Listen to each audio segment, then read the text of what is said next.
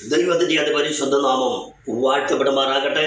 ദൈവത്തെ സ്തുതിപ്പാൻ ബലവനായ തിരുവോലിക്ക വൻകുറവയോർത്ത് ഞാൻ ദൈവത്തെ സ്തുതിക്കുകയാണ്.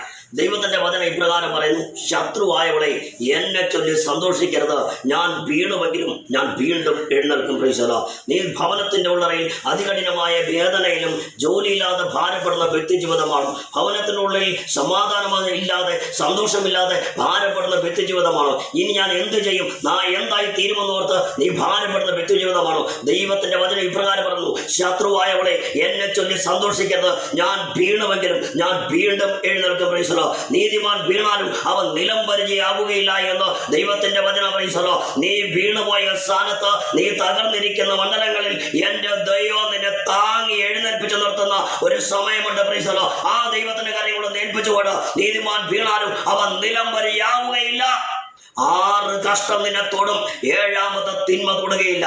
ഇതുവരെ നീ അനുഭവിച്ച ചില പ്രശ്നങ്ങൾ, ഇതുവരെ നീ അവൻ ഭാരത്തോട് പ്രയാസത്തോട് നിലവിളിച്ച ചില വിഷയത്തിന്റെ മധ്യേ കണ്ണീരോടെ വരയ്ക്കകത്തുനിന്ന് പുറത്തിറങ്ങാൻ കഴിയാതെ വിധം അതികഠിനമായ വേദനയിലും ഭാരങ്ങളും മതികർത്താവ് എന്ന് പറഞ്ഞുകൊണ്ട് എൻ്റെ ജീവിതം മടുത്തുപോയി എന്ന് പറഞ്ഞുകൊണ്ട് നിലവിളിക്കുന്ന വ്യക്തി ജീവിതമാണോ? ദൈവത്തിന്റെ വചനം ഇപ്രകാരം പറയുന്നു: വീണാലും ഞാൻ വീണ്ടും എഴുന്നേൽക്കുമെന്ന്. ഇന്ന് നീ ഉറച്ച വിശ്വാസത്തോടെ പറ: ഞാൻ വീണാൽ വീണ്ടും എഴുന്നേൽക്കുമെന്നുള്ള ഒരു വിശ്വാസത്തോടെ ഒരു ആമേൻ പറയാം.